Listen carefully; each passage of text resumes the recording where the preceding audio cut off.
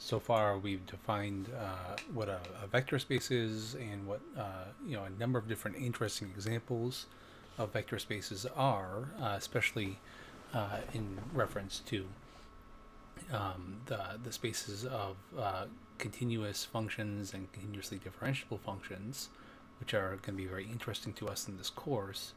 However, in order to do calculus on functionals, we're going to need to develop a concept of distance in infinite dimensional space. And this is done through the concept of a norm. Similar to the finite dimensional case, where we can define a norm on many finite dimensional vector spaces, which tells you in some sense the size of the elements of the space, we can also do this for infinite dimensional vector spaces. And this idea is going to be fundamental for defining things like the derivative in infinite dimensional space. So a derivative for functionals. So simply put, a norm is the following. So if we have a vector space S, a norm is a special type of functional which satisfies the following axioms. And I want to be very clear here. The norm functional is always positive valued, so it's a functional from our vector space S into the positive real numbers or 0. So it can also be 0. The notation here being that if we have a vector from the vector space S, the norm will take that vector and output a number, a real number, that's either a 0 or some positive value. And the following axioms must be satisfied by that norm. So the first axiom is that the norm is 0 of a vector if and only if the vector itself is the 0 element in the vector space. And this is an if and only if statement. So you have that the norm has to be 0. If the norm is 0, then the vector has to be 0, and vice versa. If the vector is 0, then the norm must be 0. The second condition is sometimes called homogeneity of degree 1.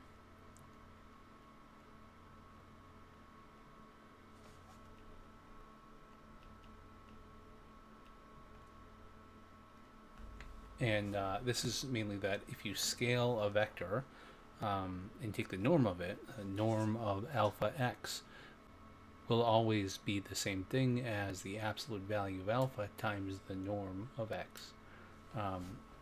This is a very, very important property, and we'll see it's extremely important as we kind of go forward. The third axiom that has to be true for any norm is what's called the triangle inequality.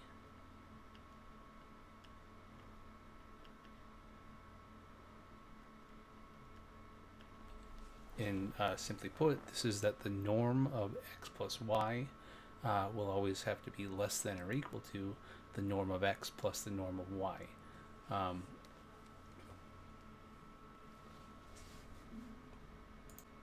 Simply put, we can think of this concept of a norm, these three axioms, as being the bare minimum that we need to define an appropriate size function on a given vector space. And this is important because we're going to use the norm to define the distance between vectors in a vector space. And we really need this idea if we're going to be able to take the derivative of a functional. Because the derivative in general is going to be expressed in terms of an infinitesimal limit, and we need to define in what context we mean infinitesimal. So this is exactly why we call a norm vector space a vector space with a norm. And this is going to be very, very important for us to be able to take the derivative and to define what the derivative is when we're dealing with a mapping between two function spaces. So the distance between two vectors in a norm vector space we can directly define as the norm of x minus y. So I'd like to show a few different examples here, just like for the previous part of this lecture, where I defined vector spaces. I'd like to show a couple examples of norms in these different vector spaces. So we'll start off with something that should be hopefully very familiar. This is the so-called 2 norm. And this is in n-dimensional Euclidean space. This is sometimes denoted as the norm of the vector x. The 2 norm of this vector, where x is the vector in n-dimensional space, x1, x2, up to xn. The 2 norm of this vector is the square root of x1 squared plus x2 squared all the way up to xn squared. This corresponds in, say, R3, for example, as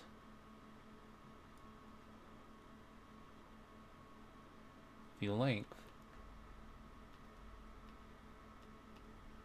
out to any vector in 3-dimensional space. If you say, draw the x coordinate, the y coordinate, the z coordinate of any vector in 3D, the length of the arrow going out to that point, x, y, z, in 3-dimensional space, is exactly the correct value of the 2 norm. And I start with this example mainly because it's the most important norm in a standard multivariable calculus class, but also because it's a very special norm in the sense that it's actually coming from something else. It's coming from the inner product of vectors. If we define the dot product between these two vectors, the inner product between two vectors, x and y, as the sum of all of their components. So x1, y1 plus x2, y2 plus x3, y3 all the way up to xn, yn. This 2 norm can be expressed as the square root of this inner product of the vector x with itself. The dot product of x with itself. And this is why it's a very, very special norm.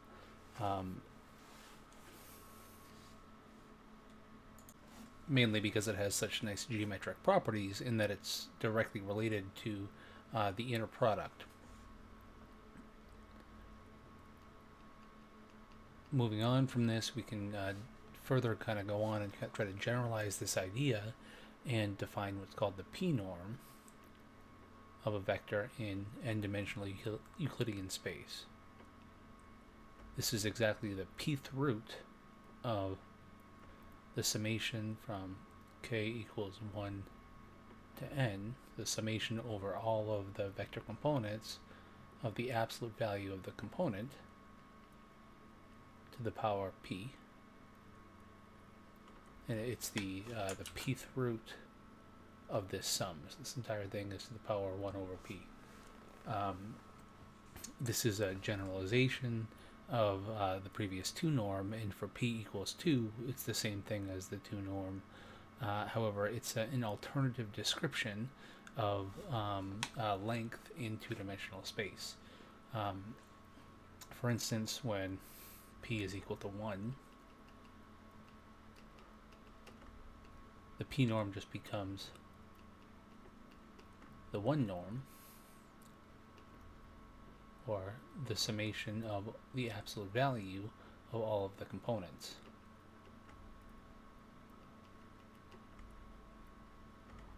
This is sometimes called the taxicab norm, but I suppose that nowadays it should probably be called the Uber or Lyft norm, because essentially it's giving you the sum of all of the absolute values of the components. So for instance, if you're trying to get from point A to point B on a grid that looks like this, like the streets of New York, say, what you want to do is add up this length right here and this length right here.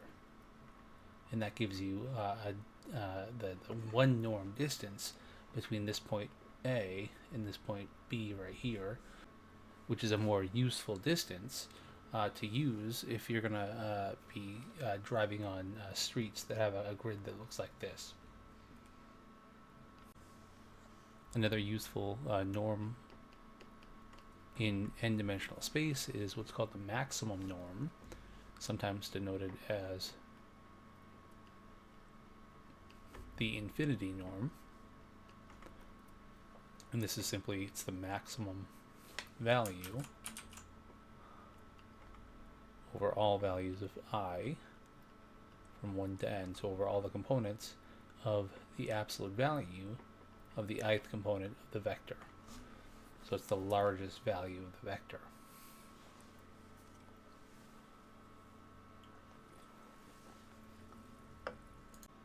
To help us visualize this, just to kind of get an idea of the comparison between these norms, the p norms in two-dimensional Euclidean space, and you can imagine how this will extend to n-dimensional Euclidean space as well. What I've done is taken a 2D grid here, and I've plotted out the one norm. This is the one norm. I'll do this in blue, and we'll kind of see what happens when we change from the one norm to the two norm. So when we go to the two norm, we get a circle. The unit circle in the one norm is this looks like a diamond shape, and in the two norm we get the unit circle is exactly that. It's a circle. So I'll mark that as green. And then if we go up to the 3 norm, so from the 1 norm to the 2 norm, 1 norm here to 2 norm to 3 norm, we get this curve right here, which I'll color in red. And then as we increase the value of our p value, this is for p equals 7, 8, 9, 10. You see that the unit shape is getting closer and closer and closer to a square.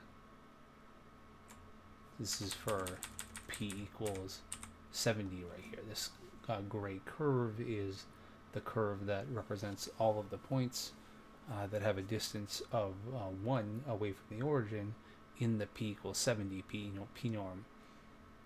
So you can see very clearly, hopefully, that in the limit, as we get larger and larger and larger, in this p norm, we're getting closer and closer and closer to a square, which is exactly what we get for the infinity norm. When you draw the unit shape for the infinity norm, you actually get a square that looks very similar to this gray shape that's I've kind of plotted right here.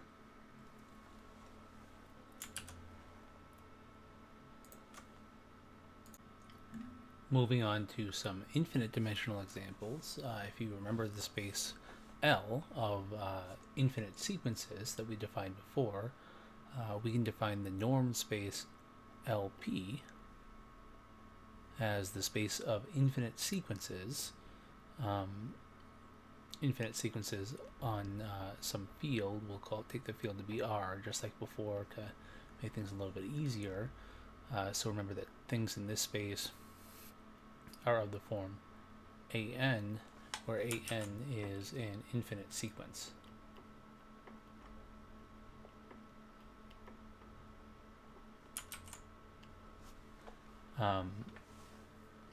We can take things in this space to have a norm that is convergent. So we'll say all elements, a norm in this space, specifically the p norm in this space LP, can be defined for sequences that are convergent with respect to the p norm from before. So if we say that this the norm of if we call this vector A, the norm of A is the p norm of A is equal to the pth root of the infinite sum, k equals 1 to infinity of a k, the absolute value of the kth element of the sequence, to the power p. All of this to the 1 over p. So if this is less than infinity, or this converges, this sum on the under the square root converges, which is a calculus 3 concept, we can define this norm. And for the final examples of normal linear spaces, I'm going to go over some of the spaces that are going to be very, very important for us in this class. Specifically, these are going to be related to the vector spaces ck on the interval from a to b. So remember, this is the vector space of functions whose kth derivative is continuous on the interval from a to b. So it turns out that there are actually many norms that we can introduce for this space. Some of them are related to the integral of the absolute value of the pth power of the function. However, for this class, we're going to be sticking to one specific norm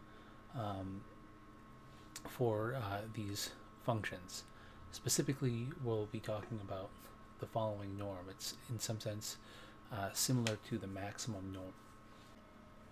If k equals 0, so if the function is continuous, then we define the norm of the function to be the maximum value of the absolute value of the function over the interval from a to b.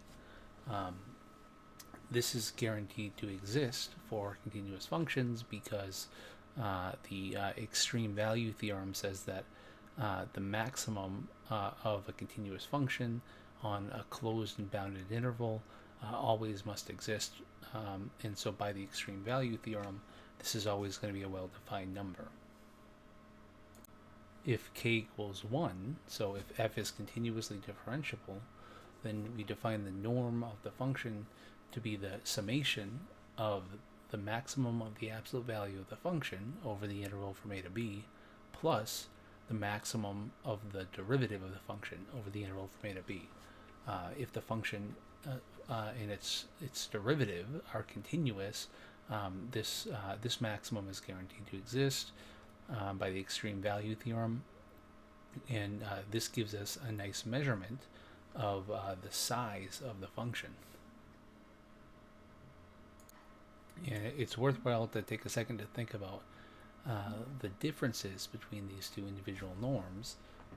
With the first norm, for just continuous functions, this norm says nothing about the derivative, because for a continuous function, you might have the derivative does not exist. So just because this norm is dealing with the maximum value of the function, when you take the difference between two functions, so the distance between the two functions, this is not saying anything about the derivative.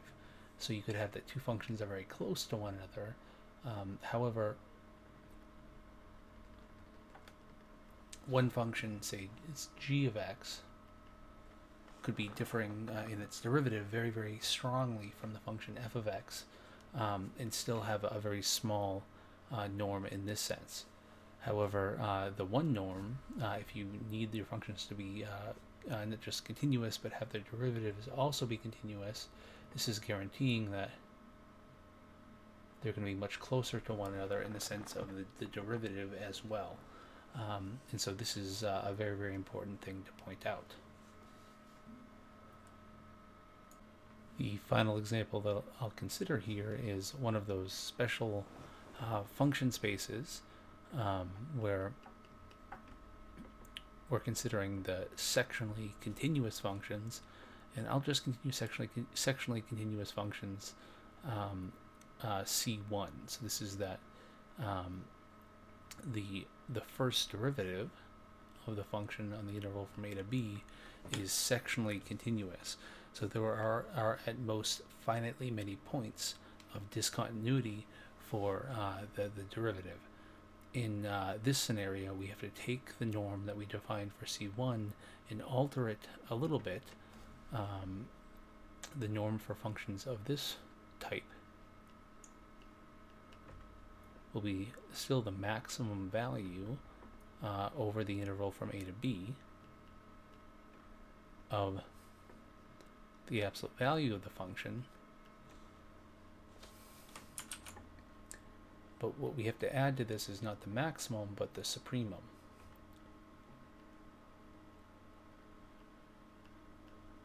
Of the first derivative.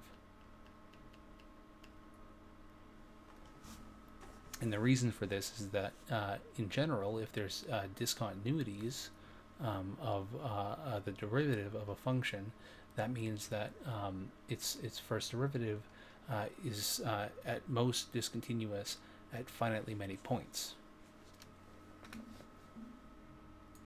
So for example, if you take the following function f of x right here, you see that the derivative of this function is discontinuous at this point x1, because the slope from the left here is 0, but the slope from the right is some negative value. You're having a negative slope right here coming down in this direction at this point. So its derivative is a discontinuous function. You have two separate slopes that you need to consider when you're computing this supremum. In general, you'll have a maximum slope on this curve right here and a maximum slope on this curve right here. So both of those have to be considered when taking the supremum of the absolute value of the derivative. But I think this illustrates why this is an important distinction. In general, in mathematics, in analysis, we use the term supremum for the least upper bound. So if you have many possible values of the maximum, the least upper bound is the one that you need to choose here when we use this norm for a sectionally continuous derivative of a function.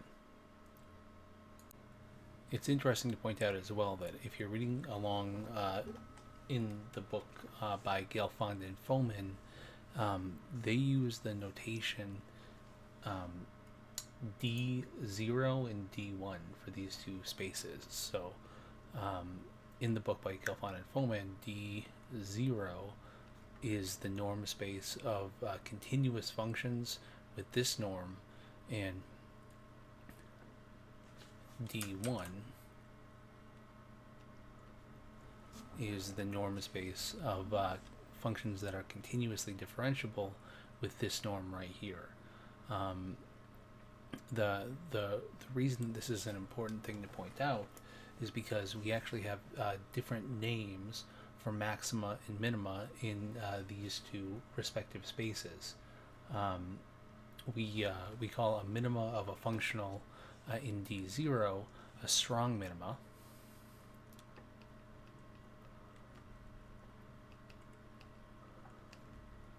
And we call a minima or maxima, an optimal value of a function in D1 a weak minima.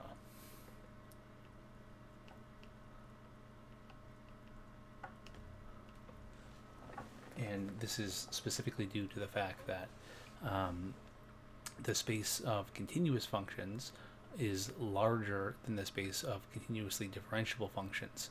So if you optimize a functional in C1, in some sense, you're not considering all possibilities for minimizing that functional, which is why if you can find a minima in C0, in the class C0, you have, in some sense, a stronger minima because you're dealing with a larger set of functions in your domain. And finally, it's worth pointing out that if the function is in CK, so if the kth derivative of your function is continuous, we can define the norm of the function to be the summation of the maximum value of the function plus all of its derivatives up to that continuous kth derivative. And this defines the space dk in the book by Gelfand and Fomin.